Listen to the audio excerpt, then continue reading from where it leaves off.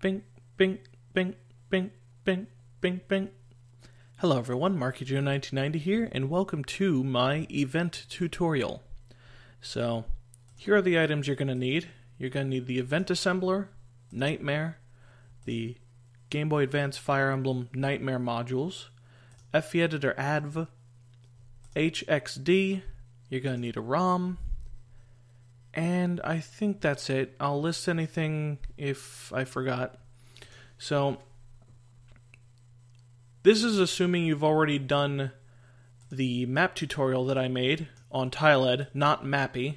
That's an outdated tutorial. You should look at my TileEd one instead, because that's more up to date, and plus the program is better. So anyway, here's our map. I've already inserted it into the game, and now I have to write custom events. So, first thing you gotta do is you need to go into your event assembler folder, and there should be a thing called fe7template.txt. You want to copy that into a place where you're going to write your events. I have my own little folder dedicated to it, and just give it any name you want. Lynn and Friends Go to White Castle. There we go. Now you're going to open it. Now, another program you're going to need, Notepad++. You don't actually need it, but I highly recommend it for this. So, you have to change this, you have to change this, and you have to change this. Okay, so what this event table ID does is it tells the event assembler what event you're going to replace with your events. Now, naturally, when you start the game, you end up on the prologue chapter. So obviously you want to change the prologue events, because that's the first chapter you're going to be messing around with. So, to figure out what you need to know, you need to find out the event table ID of the prologue's events. So go into Nightmare, open up your ROM, event tutorial, test map, load the the event table reference module. Here it is, FE7 event references, and look for the prologue events. So as you can see here, it's 0x06. Ignore the number here, that's just somebody screwing up with the coding for Nightmare. You can blame them if you mess up, or you can blame yourself, because you no doubt messed something up at some point during this tutorial. Anyway, 0x06. That's what you need to put there. Whoops. Control S can save, by the way, if you want to do things faster. So next we need to do the start offset. Okay, not a lot of people actually know this, but there is a lot of free space in the Game Boy Advance Fire Emblem 7 ROM. It goes from this offset all the way down to right here, DFFFFF. So, if you've already inserted your map, I don't recommend you do this, but you can fill. Whoops, hang on. I'll just do it this way. Okay, no, never mind. Okay, you can fill D00000 to DFFFFF with just zeros, and that way when you insert stuff into the ROM, you can actually go into the ROM, go to that offset, and you could see what you changed, what bytes you changed. In any case, I already inserted my map. It is at D00000. You can't really see it because of all this jumbled data kind of making it hard, but there it is. I'm going to place my events at here, because that's fairly far away from the map, so I won't have much of a chance to overwrite it. So we got this and this, and now we have to do this, the next chapter. So this determines what chapter you go to when this event is triggered, this ending event as it's called, though that's just the name, it's not necessarily actually our ending event. Anyway, to figure this out, to figure out what specific chapter you... If you want to go to a specific chapter, here's how you find out. You go into Nightmare, load your ROM, load the chapter data editor module right here. And in our case, we're going to go to chapter 1 when we complete the chapter. So there it is. The ID of chapter 1 is 0x01. If you want to go to like this one, it would be 26 and all that fun stuff. So there we go. So what the hell is it we're looking at right here? Well, for one, these are comments. When you write this dash stuff, everything that comes after is a comment. Now, alternatively, what you can do is you can do this. All the stuff in between these things are comments. There. And when you assemble this in the event assembler, it will not detect these things. It'll just completely ignore them. Now, what this does, this thing right here is a define thing that basically, long story short, it disables the tutorials in the game so that you don't have to deal with them. If you don't have this, sometimes the tutorials will just randomly show up in your chapter, and it's very annoying. Now, this is extremely important. When you get the event assembler, make sure you don't move anything out of here, or else you're going to have a lot of problems. But what this does is it makes it so that you can access various macros, and I think it makes the event assembler function properly, but don't quote me on that. But using macros is very handy. This is an example of a macro. We'll get into it later. Oh, wait, okay. This is an example of a macro. That's moved to chapter this. Now, normally, you'd have to write it out in raw code, which would be that. MNCH 0x01. Now, sometimes writing out the raw code has more flexibility because sometimes the macros don't include certain syntax for the code. I know for a fact that the chest code, the macro, does not have the event ID syntax for it. So if you wanted to have... It has less flexibility because you won't be able to do certain things that require those things to be specified. Anyway, so what we're going to do is we're going to load a unit into our map. So, well, actually, let me explain more, okay? Event pointer table, this is basically telling the game, oh, go to the event pointer table and replace the event table that has this ID, and then repoint it so that it does this. It goes here. It uses these as its main reference for various events. Now, this thing basically tells it, oh, write it to this location in the ROM, and this is our offset that is being written there. This is just going to be used for unit data, turn events. Basically, these are events that are triggered by when a certain turn is passed. So turn, this is an event ID, load some crap. This is going to be the event that gets triggered. From here, my mind is a little foggy, but I believe after that, you specify the starting turn and the ending turn. So basically what I have here is that it's going to occur on turn 1, and then never again. Now, if you were to put this, that wouldn't change anything because it's the same starting and ending turn. But if you did this, then this event would repeat at the start of turn 2, and if you do this, it's going to repeat on turns 1 through 5. So, there you go. This stuff we're going to ignore for a moment, but this determines the turn moment at which the turn occurs. I believe this makes it occur on enemy phase. So if you want to be a jerk and do ambush spawns, there you go. That's the code.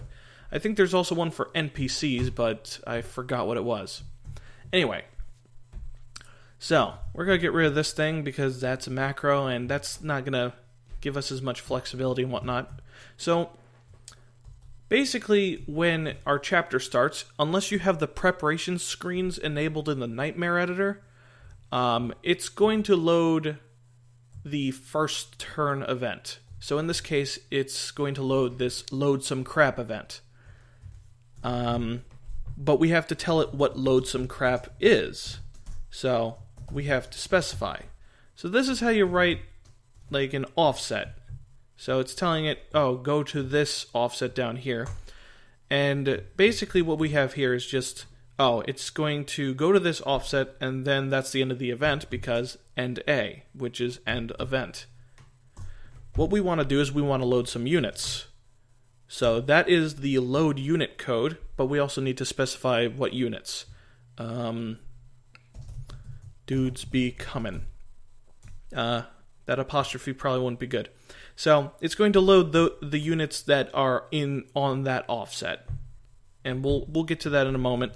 Enun. This basically tells the game to wait for the units to finish loading before it moves on to do some other events. So there you go. Now we're going to specify what dudes be coming is. Unit. This one ends the unit code. This one is going to be what the actual unit data is. Now, what's cool about this is that, well, what you need to know is that you're going to want to use your map here as reference.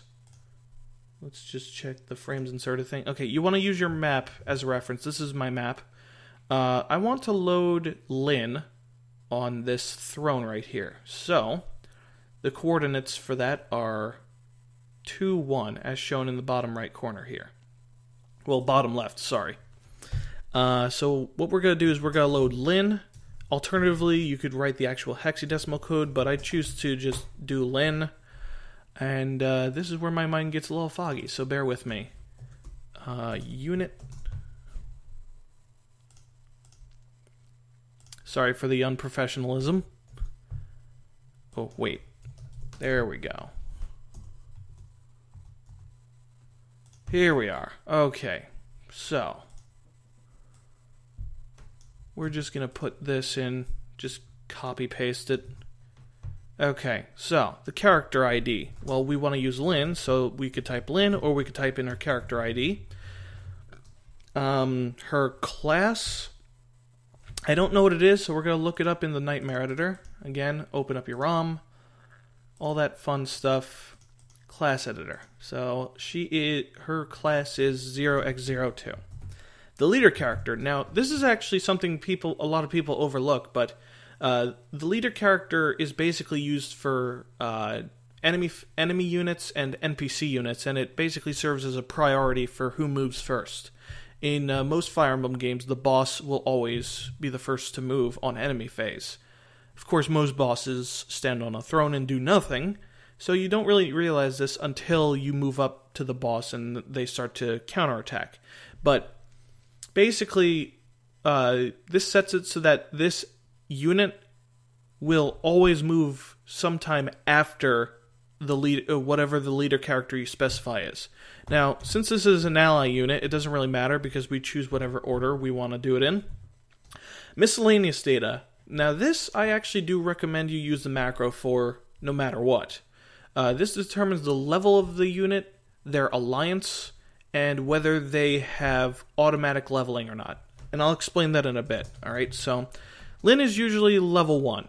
We're going to set this to level 5. We're going to make her an ally, and then we're going to set the auto leveling to true.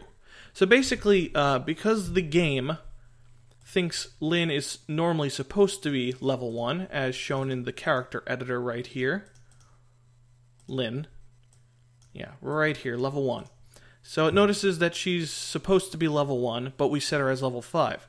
So, auto-leveling, what that does is it gives her the equivalent of 4 level-ups, so that she has what could possibly be some level 5 stats. Normally, the auto-leveling is used for enemies, though, to help randomize their stats and scale their stuff. Another thing worth noting is that if you set the auto leveling to true and you give the unit an item that is above their weapon rank to use, they will automatically have their weapon rank brought up so that they can use the weapon.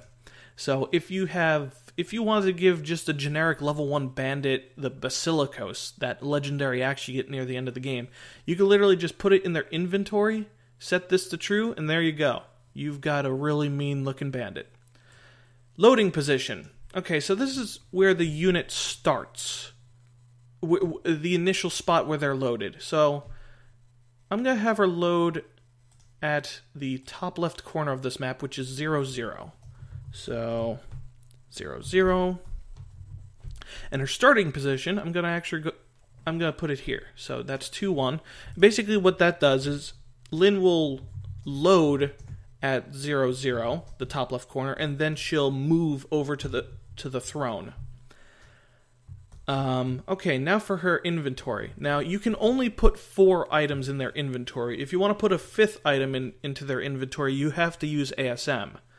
But so long as you have it in between these brackets, you can literally just list 1 to 4 items. Now, that's Iron Sword. Alternatively, you can use the actual ID number for the item, but I'm going to use that because it's just a lot easier, and we'll give her a vulnerary. And now for her AI. Now, since she's an ally unit, she doesn't actually have AI because you control her. So we're going to leave that as that for now. So, there you go. There's your unit event. You can also give her another character if you want. I believe that's Elliewood. Yep, character is Elliewood and class is Elliewood. Okay, and just to show you that this works too, I believe it's Elliewood Lord. It's a bit ambiguous, I'm sorry. We're going to place him 1 position lower than Lynn. So there you go. We're going to give him his beloved rapier because we want to give Elliewood an advantage over Lynn so that you'll use him instead of her. Okay, anyway. So there you go. So let me explain exactly what we just did. Turn 1. Load some crap. So it goes down to load some crap. Okay, so what do? We load Dudes Be Comin', we wait for them to finish loading, and then we end the event. And then the player gains control. But what is Dudes Be Coming? It's Lynn, who starts at the top left corner and walks onto the throne with an Iron Sword vulnerary, and she's level 5 auto-leveled ally. And it also loads Elliewood, who is 1 space lower than Lynn in terms of starting and loading position and whatnot. He's also level 5 auto-leveled, and he has the rapier instead of the Iron Sword. So, let's assemble these events. You open up your event assembler. You run it. Come on. Okay, so your text is your events that you just made. Event tutorial, event assembler. Wait, no, that's not. My events. Lennon and friends go to White Castle. ROM. mytestmap.gba. And the rest of the stuff you can leave alone. I'm assuming you're hacking Fire Emblem 7 for this. If you're hacking FE6, what the hell is wrong with you? And if you're hacking FE8, unfortunately I can't help you, even though it's allegedly the better game to hack. But not enough people have looked into it, so FE7 really is the best. So let's assemble. Oh, look at that. Tutorials disabled, look at that. Events end at this offset, but they start at the offset we put up here. So,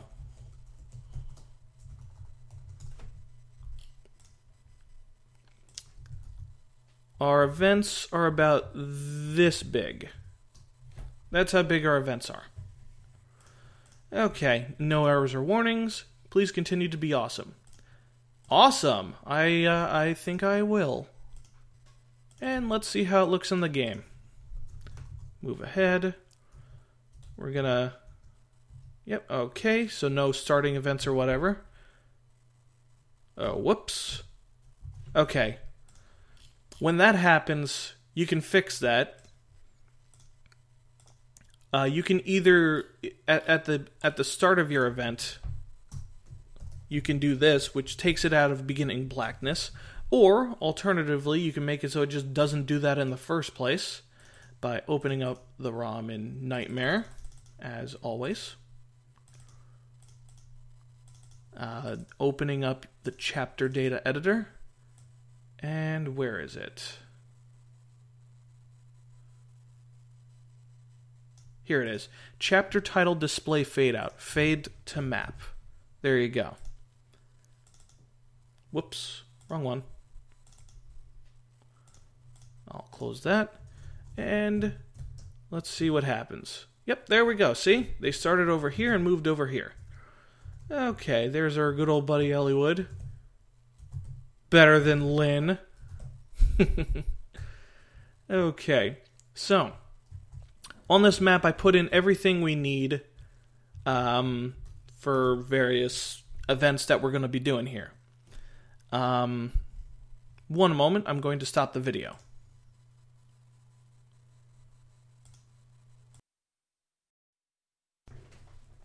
Beep, beep, beep, beep, beep, beep, beep. Okay, so what are we doing next? Alright, we're going to do some location events. So, location events. This is a bit tricky.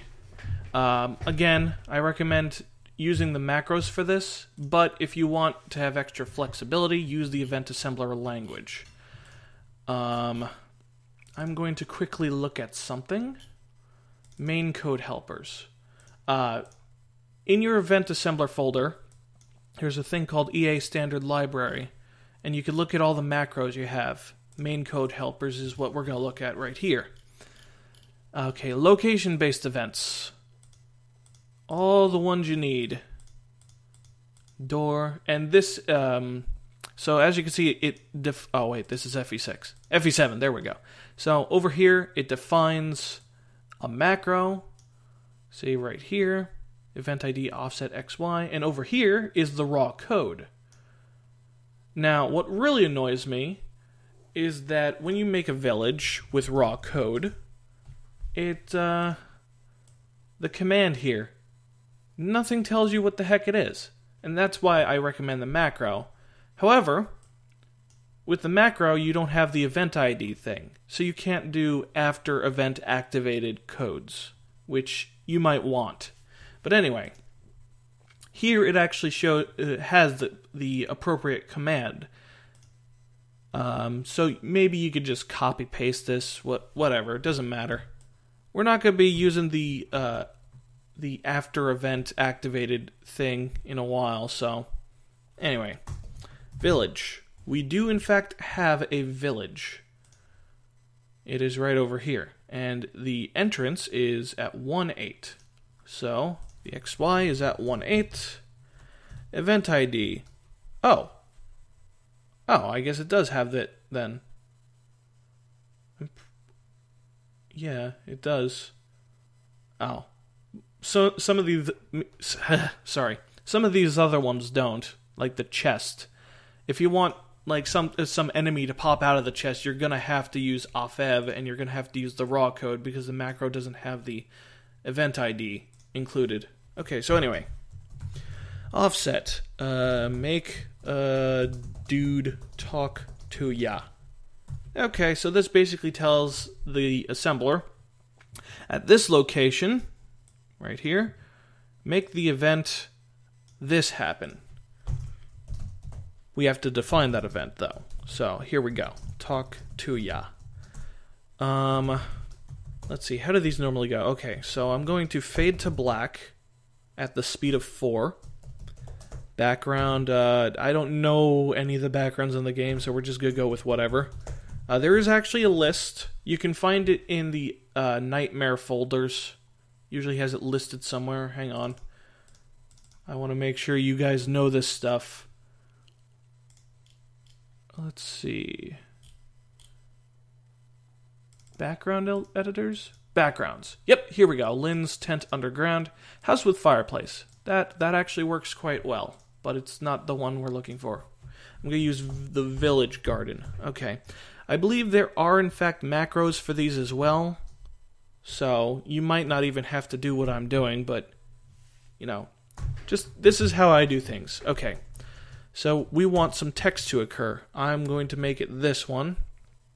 That's just a random text ID. We'll figure out what that is later on when we edit the text. And then when the text is over, we're going to remove the background. We're going to remove the portraits that we loaded in the conversation. We're going to remove the word bubbles and all that crap. And we're also going to give the player an item. Now this is it give, or item give villager. Well, village. Basically, this gives an item to the currently active character. It doesn't necessarily need to be for villages. Like if you have something else where you want the active character to gain an item, you can use that code for that as well. So what are we gonna give them? Well, Lynn does not have her Monikati, so there we go. Oh, we also need to make the music quieter, because that's what happens when you enter villages and houses. The music gets a little quiet. So, let's see. Here we go. Musi and Muno. Musi. And is there any other extra syntax? No. Okay. And Muno. So, make music quiet, fade, load background, then fade back in, have text occur, make the music go back to normal, remove the backdrops and whatnot, and then give us an item. So that's how that works. Oh yeah. Monikati obtained and... Whoops, bad word. Anyway, let's assemble it. Uh-oh, we've got an error. Thankfully, this is what Notepad++ is good for. Okay, so it isn't in scope. Oh, looks like I misspelled something. Make a dude talk to ya.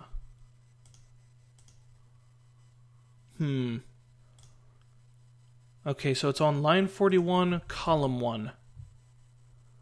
Oh, what's going on here? That's a bit confusing.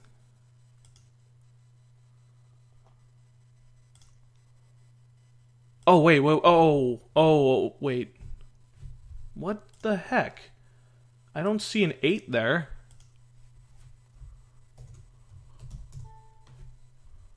Yeah, what the heck? Alright, let's try... character. Because it looks like the problem is that it's having trouble interpreting the letter capital Y. So let's try that instead.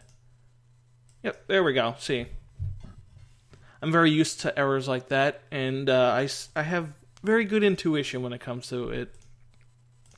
Anyway, so this is going to allow us, well, allow stuff to happen when we visit the village. So let's do that, shall we? Alright, I'm going to move Elliowood. He's going to lead the charge. Lynn is the leader unit, because this is still considered to be Lynn mode. There is a way to change that. There is, in fact, a patch for it. So keep that in mind. You're going to want that. So let's visit the village. What's the text here? Oh, press the B button to stop trading. Okay. So, this isn't related... This is technically not related to events, but I'm going to teach you a little text editing. So, let's wait for this thing to load and stop being a jerk. Come on. Takes a while, sorry. Doesn't always take this long. In fact, why is it take... Oh, there we go. Okay. Event tutorial, test map. Okay, so remember that text ID I put in? It was completely... I didn't know what it was, but here it is. Press the B button to stop trading. You can use the find thing to find certain text in case you want to replace it. Anyway. Load face... Oh, wait, hang on. Open right, load face, and this is going to be our unit. This loads, I'm pretty sure this code right here loads the active unit. Open left, whoops, load face, and we're just going to make this, hang on, No, I don't want to apply the unsaved changes. We're going to... You know what? We'll make it this guy. He looks cool. Okay. And this thing right here, I think it just ends the load portrait code. But don't quote me on that. I know it's arbitrary. Well, I know it's required, though.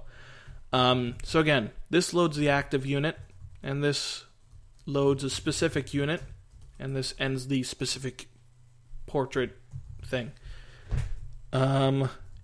Here, you can have the Monikati. I know it's valuable and stuff, but I can't use it. I don't know. I am not in the funny mindset right now, and I don't have time to think of something funny. Anyway. So, here, this is going to make the text pause for a little bit. You can have the Monikati. That gives you the prompt to press the A button to advance the text. A lot of ROM hackers mess that up.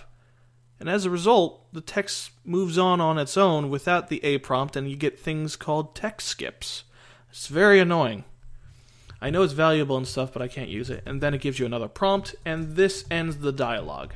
So apply, save changes, and make sure you close, because if you leave it open, the Fire Emblem editor add will overwrite any further changes you make to the ROM, because it still thinks it's editing the other ROM, like an earlier version of the ROM. So there you go. Let's see how that looks in the game, just to make sure I got it right. Okay.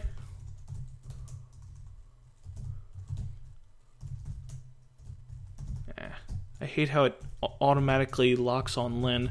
You can change that here. Turn the auto cursor off. Anyway, let's see how it looks. Okay, hang on. Let me turn on the sound. Yep. Okay, so this is a common problem that comes when you are using Fire Emblem Editor for the first time. For some reason, along the first few times it makes edits, it somehow crashes the game once you load whatever text you change. So the idea behind this, to fix this glitch, I don't know why this works, but you open up the ROM in Fire Emblem Editor, you save, and then you close the ROM. That's it. And then suddenly it decides to work. A lot of people are having trouble with that as well, unfortunately. So let's see how that looks now. Please work. Yep, there we go. See? And then we got the Monikati. Perfect. So now we gotta make a house event. We gotta make a shop event. We gotta make an armory event. The arena already functions on its own. Maybe we'll make some reinforcements come from this house here. The snag, that's a tile change. If you went through my map tutorial, then that should be working properly for you. However, there is a way to make certain tile events happen with the events, and that would be MAC1. Let's see. I'll demonstrate it right now. Okay, so the snag has a tile change ID of 4. I listed it here, but it's also shown here. So let's in the event that starts the chapter, which is load some crap, because again, that's what we set it as in it loads the first turn event. We're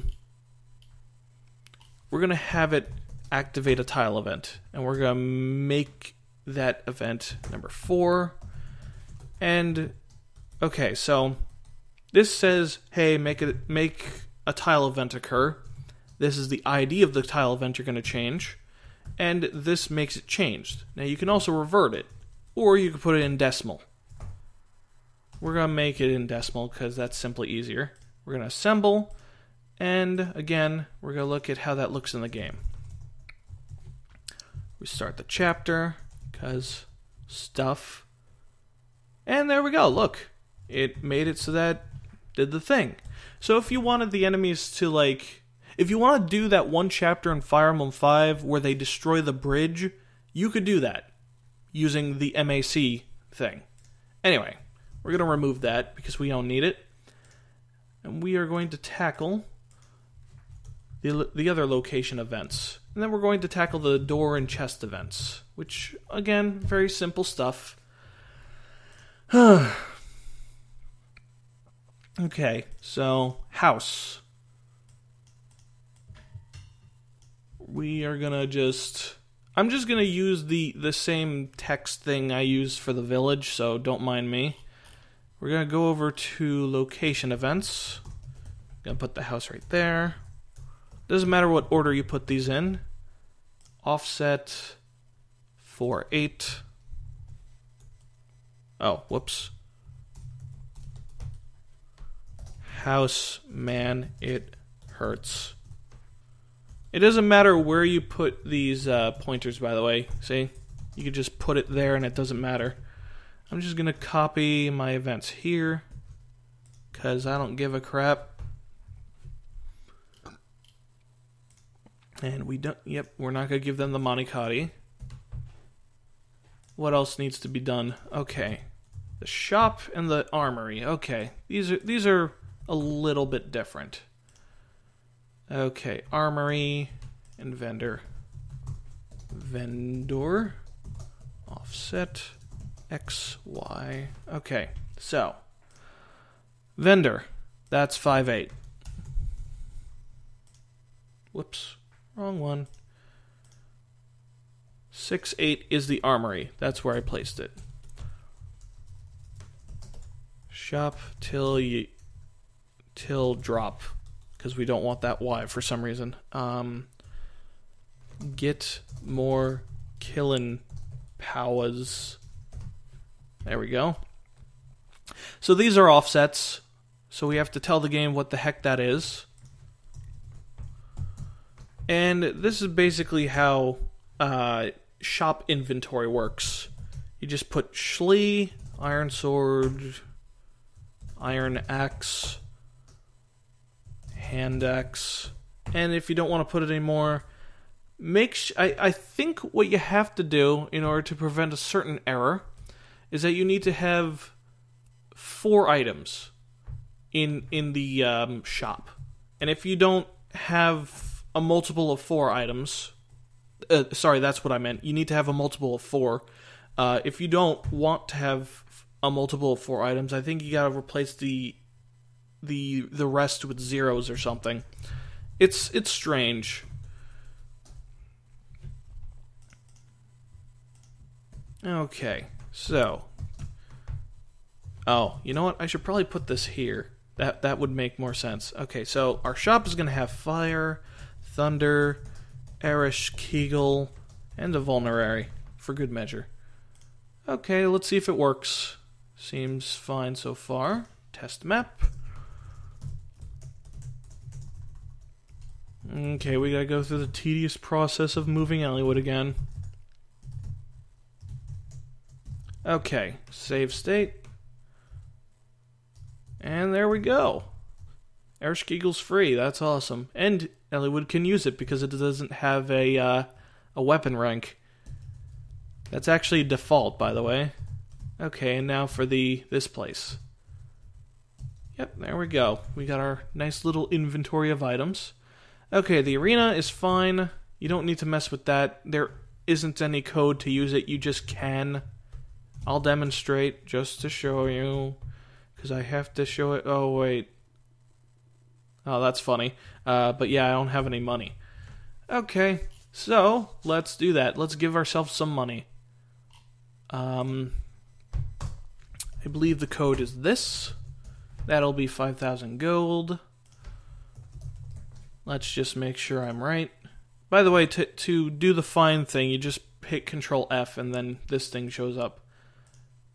Oh, I have to specify if it's a village or a cutscene? Big friggin' whoop. There you go. There's your village or cutscene. Okay. Boop, boop. Move this off here. Oh. Okay, so it just said 5,000 gold was stolen, so I'm guessing I have to set it as 1. Oh, oh wait, did I assemble? There we go. Okay.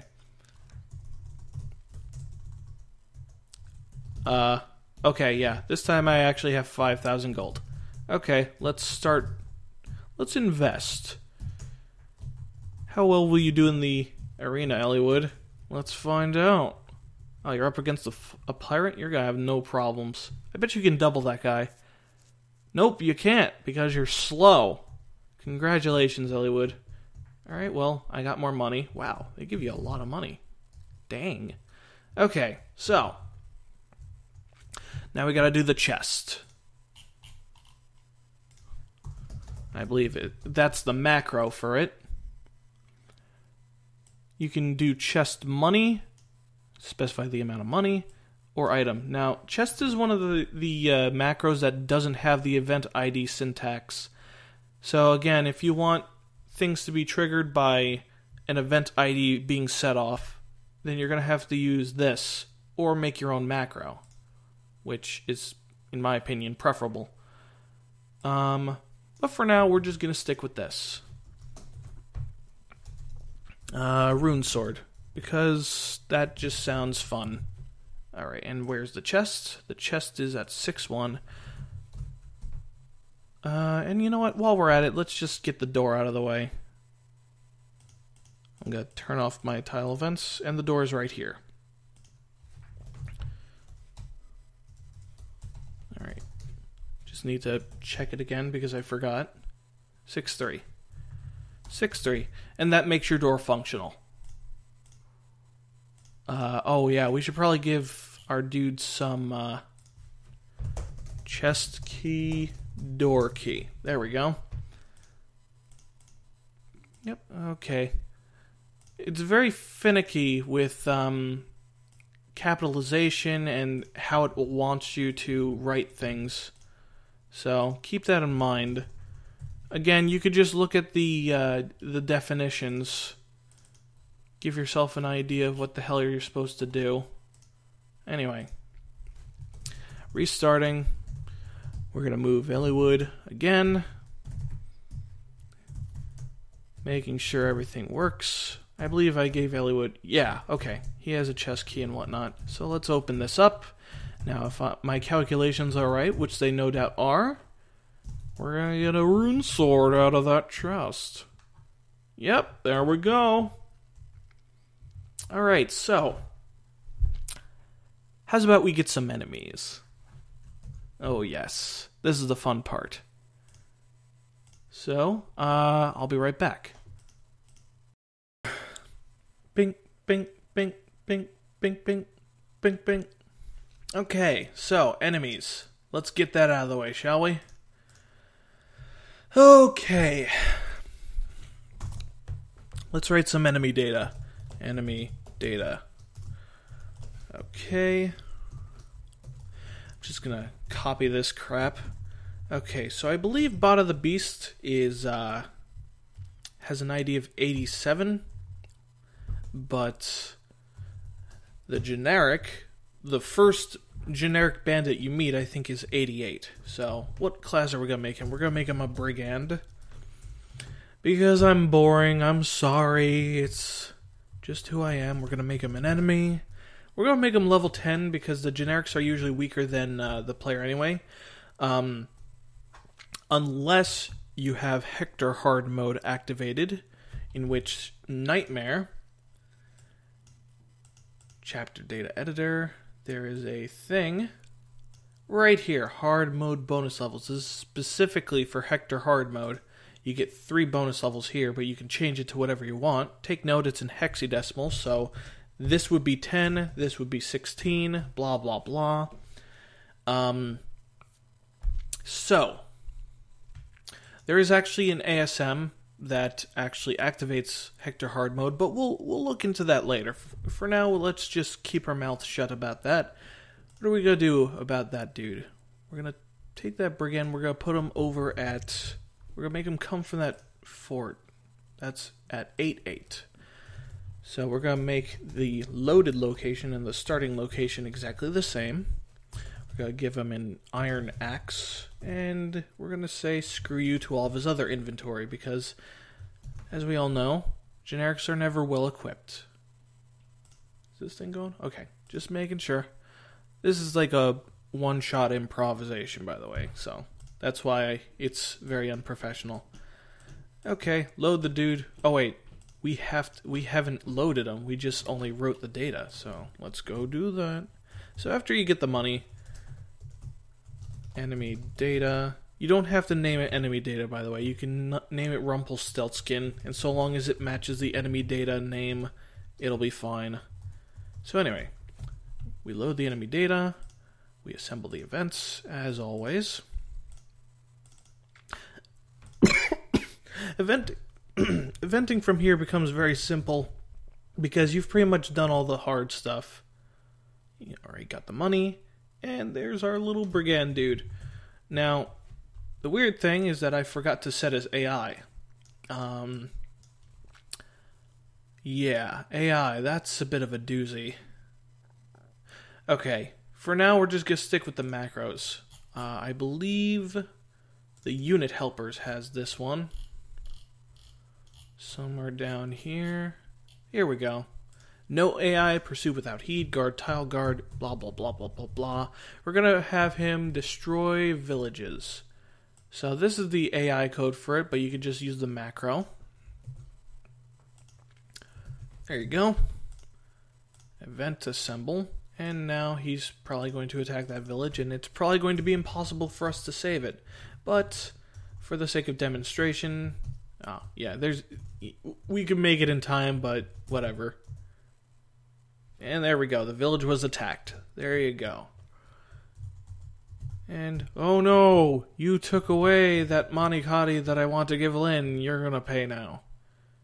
Of course, this would never happen in anyone's actual playthrough, because we always save the villages, right?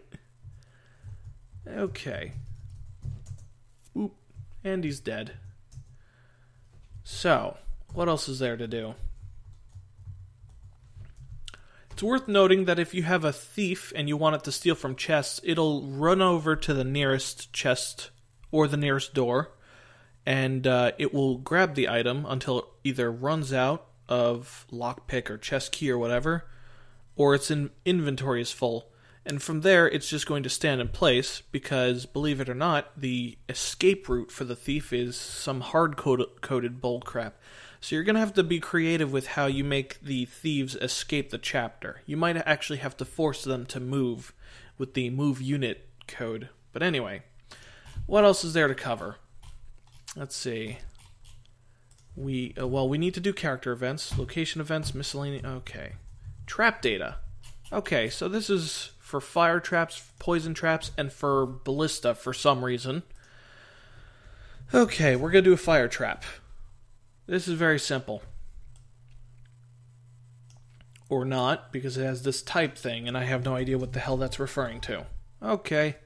Once again, we're going to look into the EA Standard Library, and it doesn't have the fire trap listed here. Wow. This is getting a little stupid.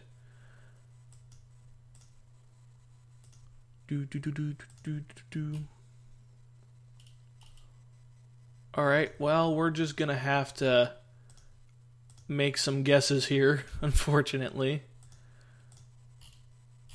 Wow. Ain't that a doozy. Okay, where were we? Assembler language. Okay, fire. So, we're gonna place this right here at 3.6.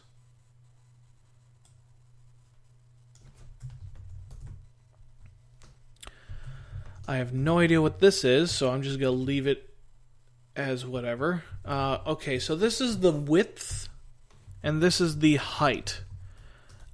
Basically, if you set this to, say, 2 for the width, then this trap is going to range from 3.6 to 4.6. So basically, the tile it starts on and the one over, and 3 would make it stretch to 2 spaces over, and whatnot. We're going to make this a size of 1-1, though, because most fire traps are actually designed that way. The weird thing is that if you make it big in order to cover a large range of fire tiles, and you have multiple enemies on that area of fire tiles, it's only going to hurt one enemy.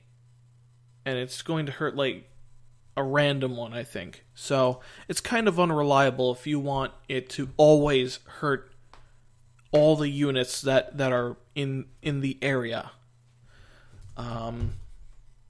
So you should usually just use 1-1 and just make a whole crap load, even though it's a lot of work and just tedious and annoying. So anyway, for those of you who making Rage Fest submissions, putting random fire tiles just everywhere is a good way to annoy me. Okay, we're going to have Eliwood go right here, and he's going to get set on fire? Yes, that is correct. You can make it happen anywhere, guys. Okay, and I believe gas trap. This is, direction. Okay, well, this is generally the same as fire trap. You also have arrow traps. Oh, eggs? Wow, that's for FE8 though. Anyway, ballistas. Ooh, yes. Oh, okay. Trap helpers. That's where it is. So you have normal ballista, which I believe is just called iron ballista. Iron ballista here, which is actually long ballista. It was mistranslated in the English version of the game. And then you have killer ballista. Fun fact. On certain tile sets, you'll see tiles that have, right here, LIK. Basically, these are tiles that when you hover over them, it shows you the stats of the ballista. This feature was gotten rid of in FE7, but was used in FE6, I believe. So if you had a long ballista, you would place it on a tile that had the L on it. And then that way, when you hover your mouse over it, hover your cursor, it would say long ballista and show you all the stats.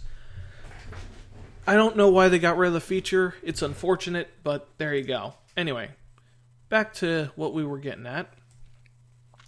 We're just going to take a normal ballista. We're going to place it right here because, I don't know, I'm feeling a little sadistic. And I believe that was 6-2. 6-2. And we also need an archer.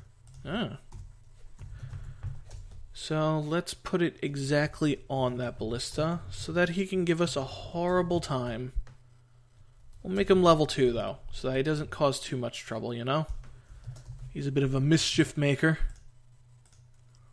Uh-oh, what is this? Incorrect parameters? I'll be the judge of that. Alright, we're just going to use the raw code because screw that noise. 6-2. There we go. Let's see if that works. What the hey? Alright. Oh, okay. So the macro here is actually incorrect. The type of ballista is supposed to come after its coordinates. So write that one down, Nintendo Lord. Gotta fix that one. And there's our ballista, and... oh. Okay, I forgot to make him an archer. Archer.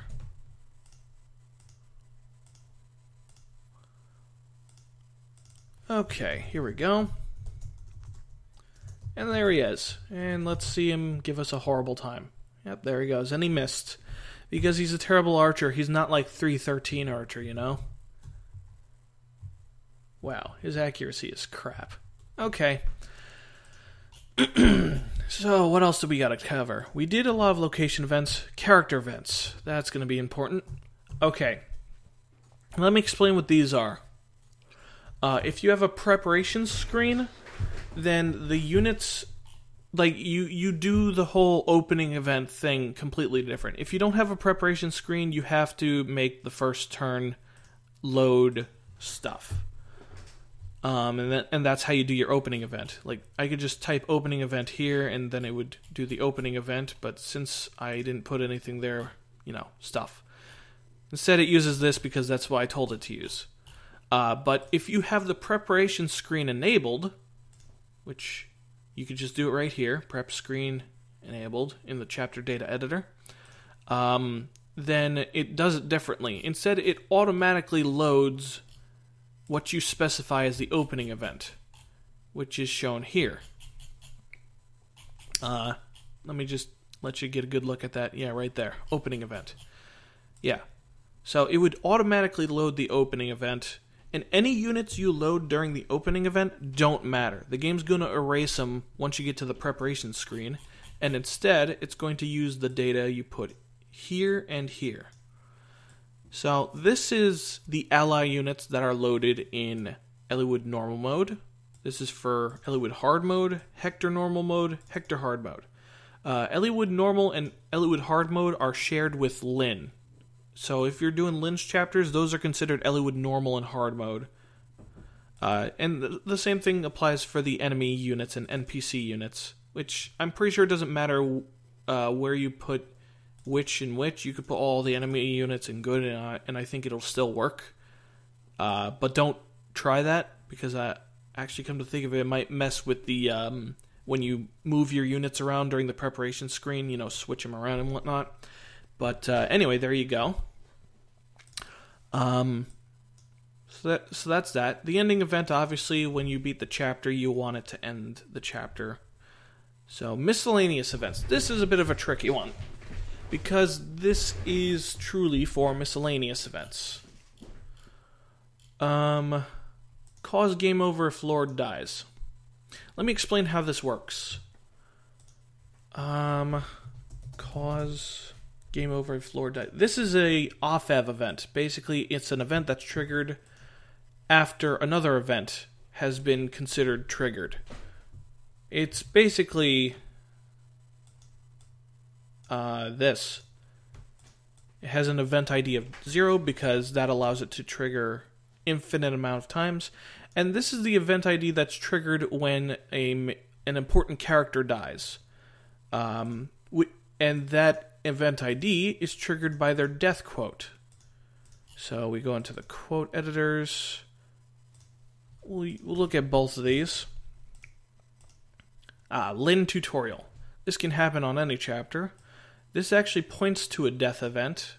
This is an offset. This is literally the same as this right here, except it's shown in actual hexadecimal number stuff, and it triggers the ID of 65, the event ID.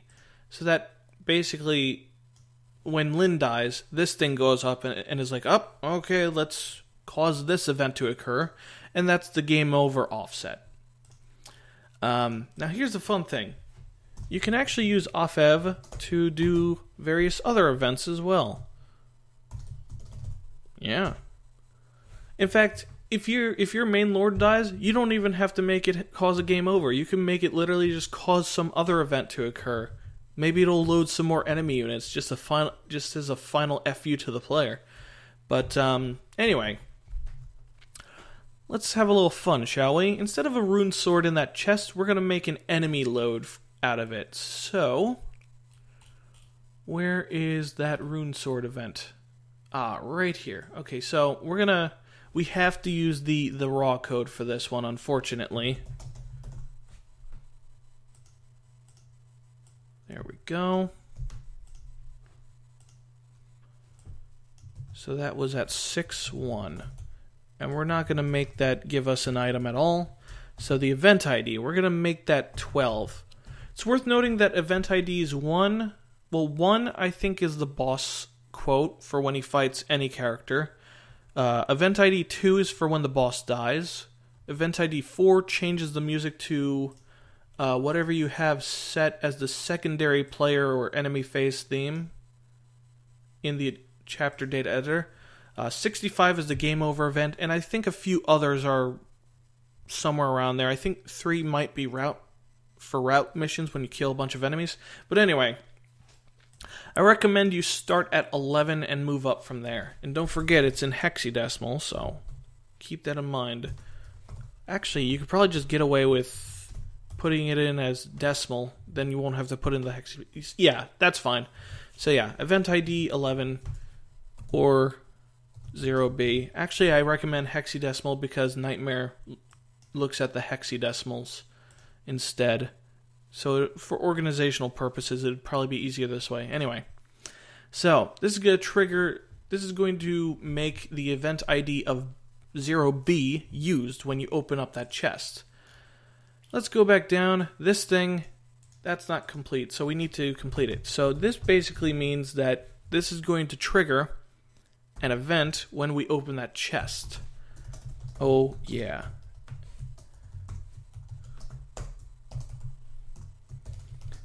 So we're going to make an enemy come out of that chest. So, again, you open the chest, it triggers this event. Oh, we should also give this its own event, because if you set it to 0, then it activates an infinite number of times, and you don't want that. But when you make it used, when you give it an actual event ID, then it only happens once, and if you want to reset it so that it can be used again, there's a code for that. It would be enough. So that would basically make it so the code can be used again. Anyway, we're going to load Boo.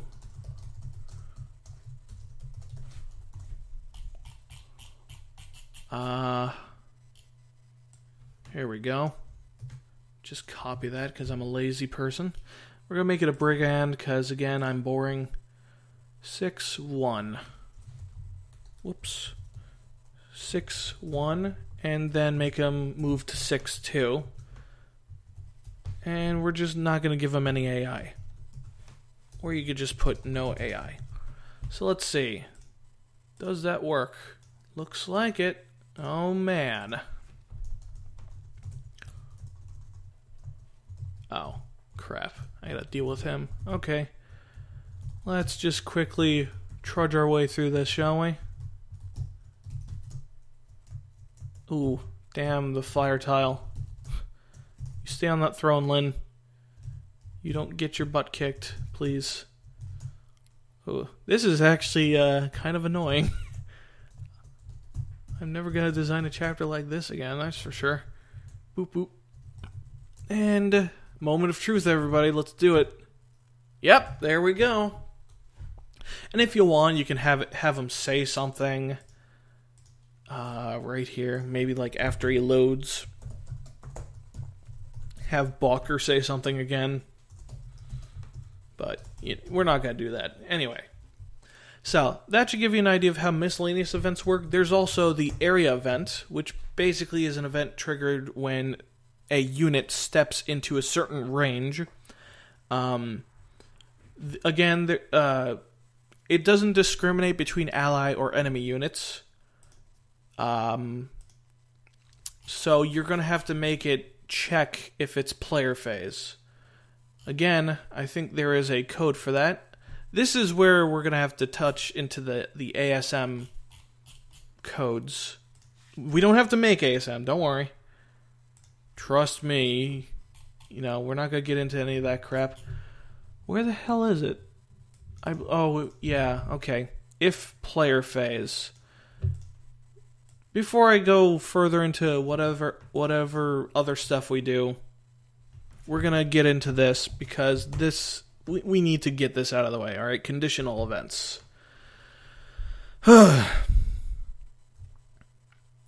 Say yes. And let's see. We're going to make this... Oh, wait. Okay. Area. There we go. Okay, ID, event pointer. And then we put in the coordinates. Whoops. There we go. Okay, so we're going to make this over here. 0, 4. And then the opposite corner will be 3, 5. Yep, that's correct. Okay, we're going to make Balker say something here again. And that's going to be our code.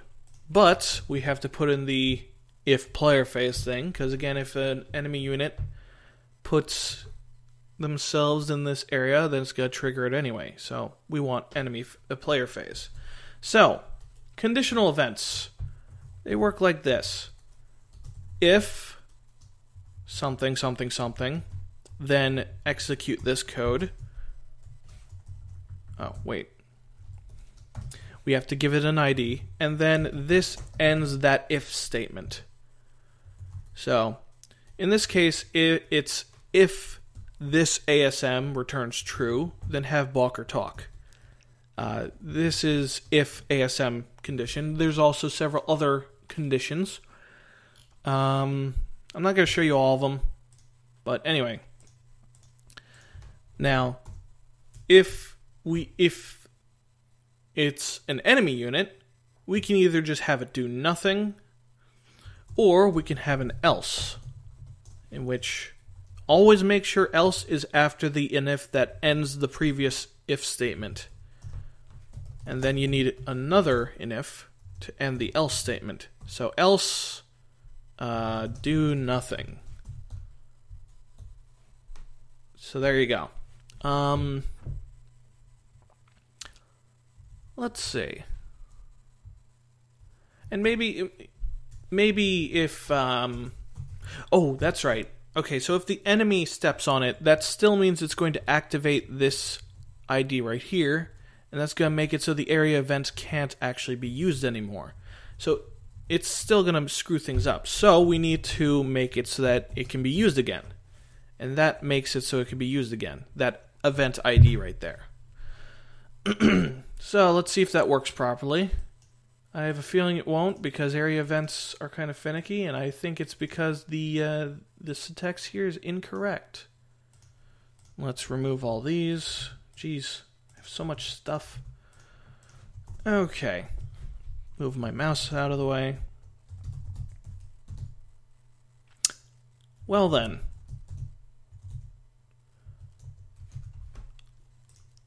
Let's try again.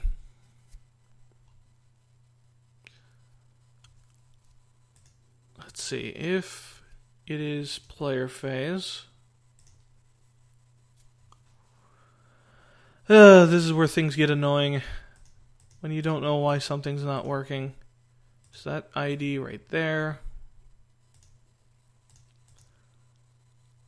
Okay.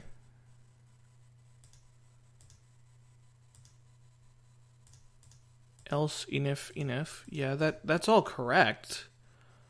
I don't know why it's being such a weenie.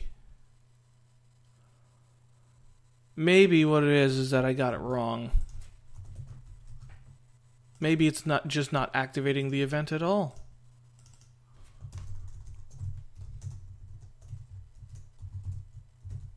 No, it is. Okay, so maybe this is if it's not player phase? I'm not sure. So let's try that instead. That's if ASM returns false, by the way.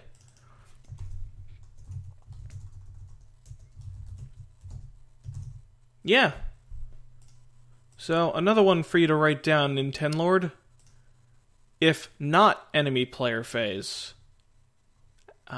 You could probably just change that to if-af, and then that would fix it. You could just leave it at enemy player phase. But anyway, there you go. That's an area event, and I believe that is all the miscellaneous events that there is. Let me check. Whoops, match case.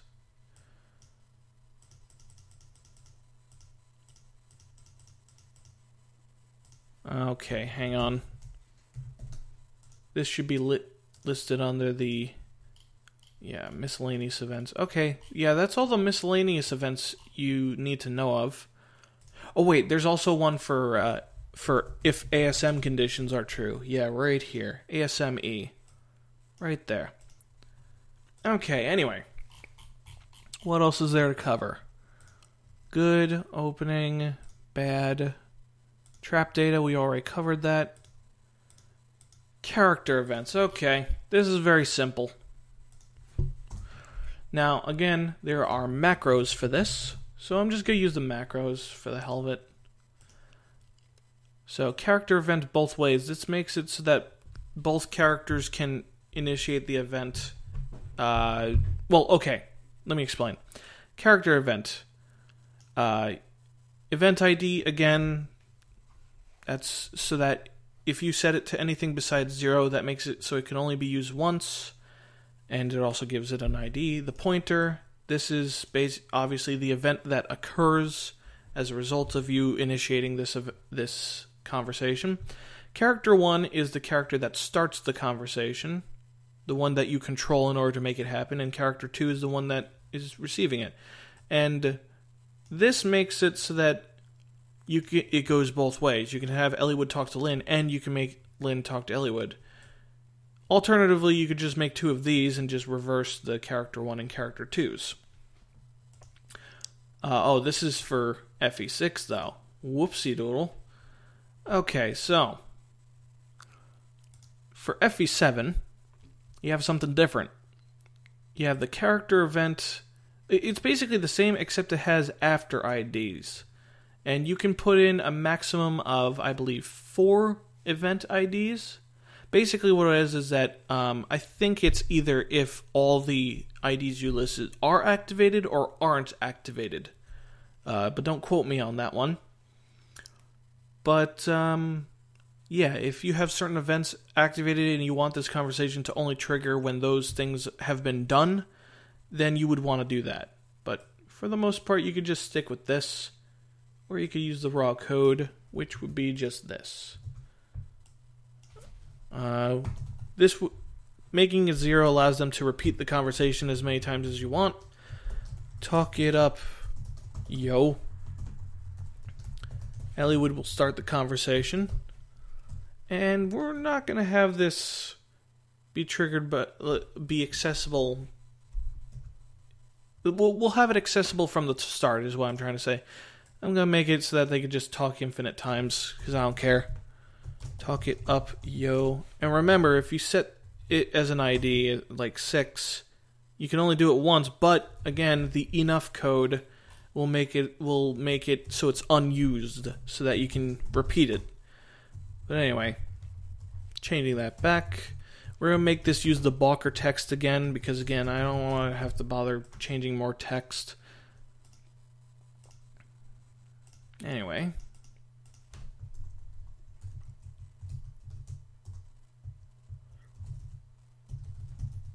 Oh, that's a bit of a doozy, ain't it?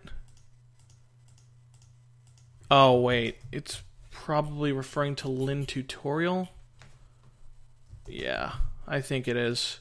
There's 2 different Lynn character slots. There's a Lynn that's used for Lynn mode, and one that's used for Eliwood mode. I believe if you went through Lynn mode, it uses tutorial Lynn for Eliwood mode, and if you just went straight to Eliwood mode, it uses the not tutorial version of Lynn. So keep that in mind. Yep, there we go. And Lynn is apparently Balker. So there you go. That's how character events work. And is that it? I think that's everything. Well, okay. We need to get into doing cutscenes that are grander than just make text happen. But that's not too difficult. You can pretty much look at the event references and figure it out on your own, so I'll leave it up to you. But a little bit of advice. Loma, if you want to load a different map, just take note that this will not only load that map, but it will also load the chapter events that are associated with it. This actually loads chapters. And it loads the map with the chapter that is associated with whatever chapter you're loading. So any events if you have events that are using for one chapter, you might want to put it into the chapter you're loading as well, so that it functions properly and all that jazz. Let's see. This makes you go to another chapter. This turns on the music. There's actually a music list in the Nightmare modules. Sound, that makes a sound effect. Fades out. This fades out music. Makes it quiet. This makes it quieter. This makes it normal. Fade out. Out of beginning blackness, I already explained that. Stall. This basically makes the game wait for as long as you want it. CG stall. Yeah, you know what? I'm not gonna get into all these. This is change AI. Important one, actually. If you have a unit that's set to guard, as in just stay in that spot and never move, if you change their AI to pursue or anything else, it's not going to function properly. They'll move around, but they won't attack your unit unless they're in their immediate range, like before they move. So keep that in mind. You want to set their when you load the unit, you want to load them as with the AI attack only in range, and then any AI changes you do will work properly, I believe. That's changing character affiliation, obviously for recruitments. Yeah, I think that's... Oh, there's also fight scenes. That's a bit of a doozy.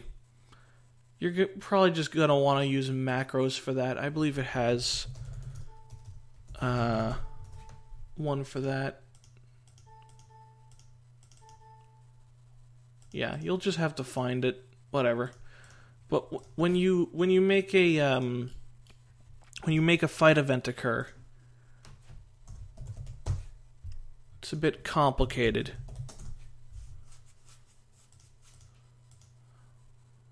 Okay. You're probably just better off using the macro, but anyway. You make one of these. We're going to have Elliewood attack Lynn at the start of the chapter. This is for the battle data. Elliewood wins because... Why the hell not? And that will be just left at 0. Okay. Elliewood wins. Okay, now I gotta find the codes for this. Start battle. Okay, scripted battle. Oh. Scripted battle helpers. Oh, this is for a map battle.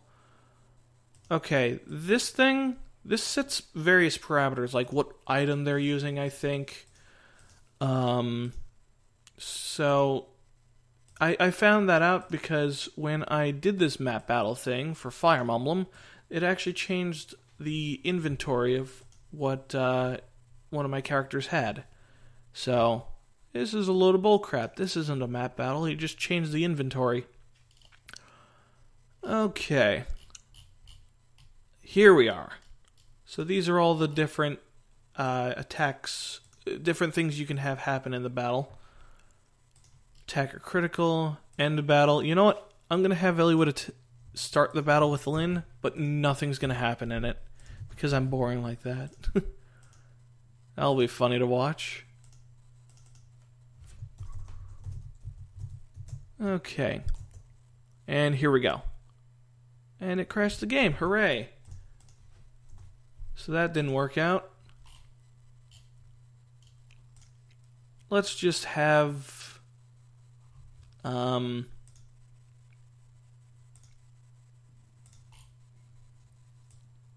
just have the attacker hit once. Make him do 1 damage.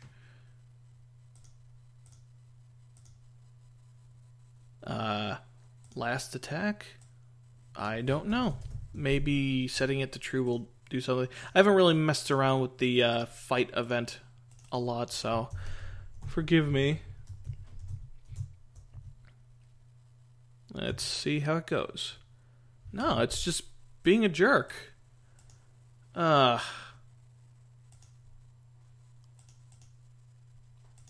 mean, that looks correct. Alright. Oh, wait. Hang on. It should be somewhere in the... Here we go. Okay. Scripted battle.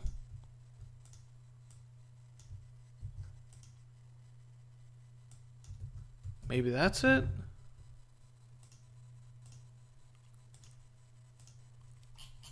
I don't know. I mean, I'm sure somewhere there's another tutorial somewhere that explains it.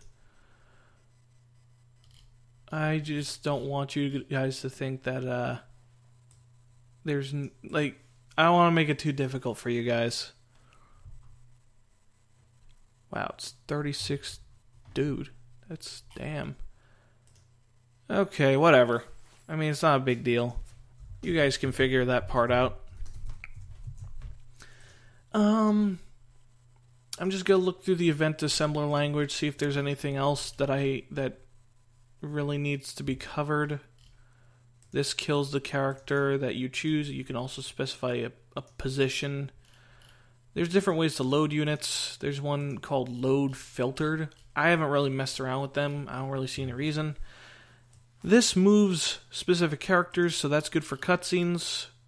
You can have them move next to a different character. Move main character.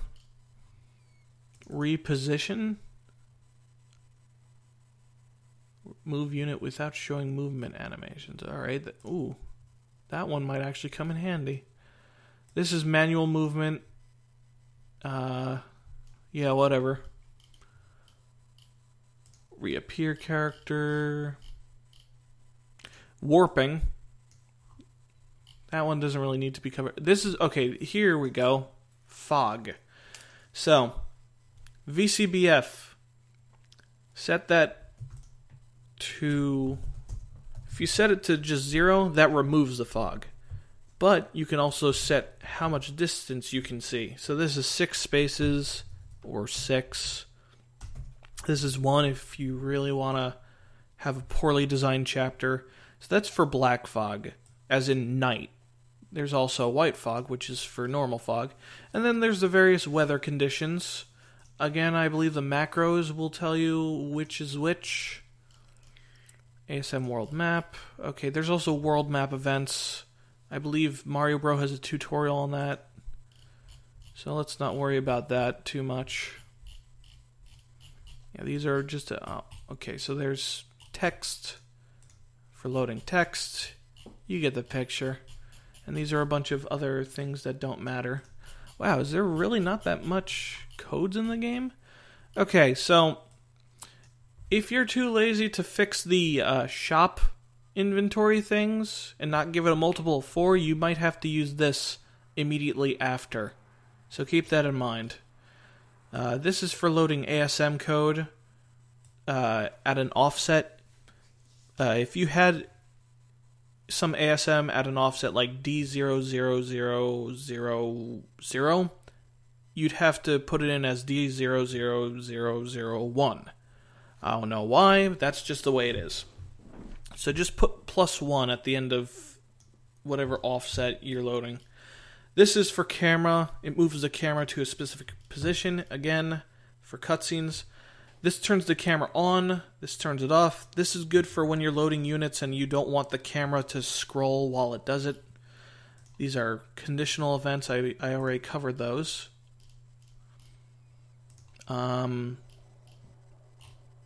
Let's see. Now take note, when you do the conditional codes, you don't need to have the else thing. If you just want something to happen if a certain scenario occurs, and you don't really care what happens after, like, you could literally just end the code there, end the if statement there, and then everything after it will still be activated. But you can also have this.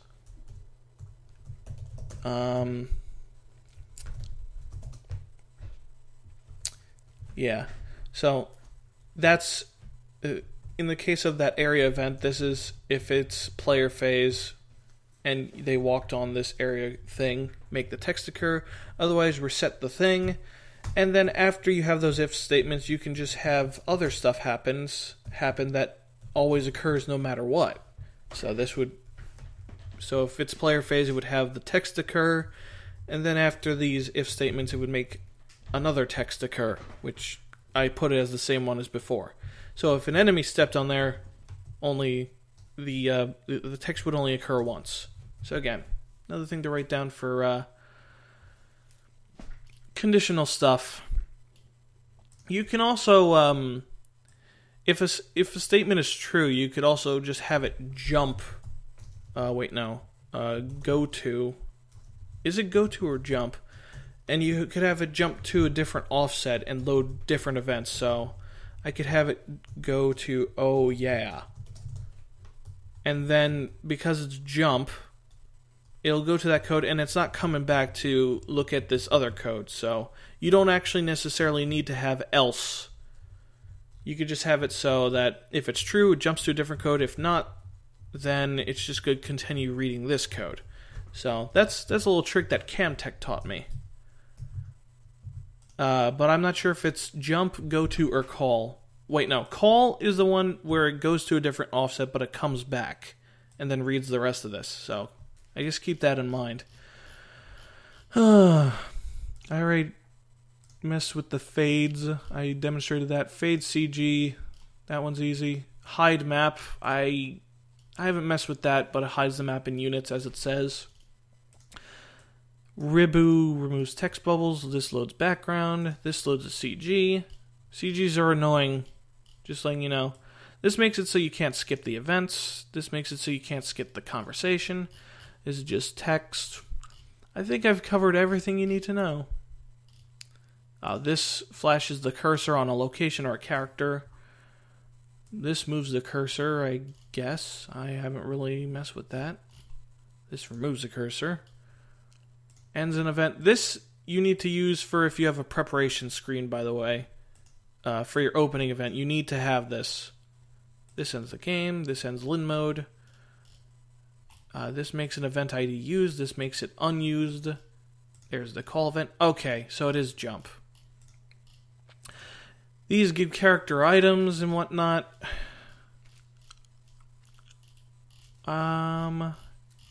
Yep, I think I've covered just about everything. Alright.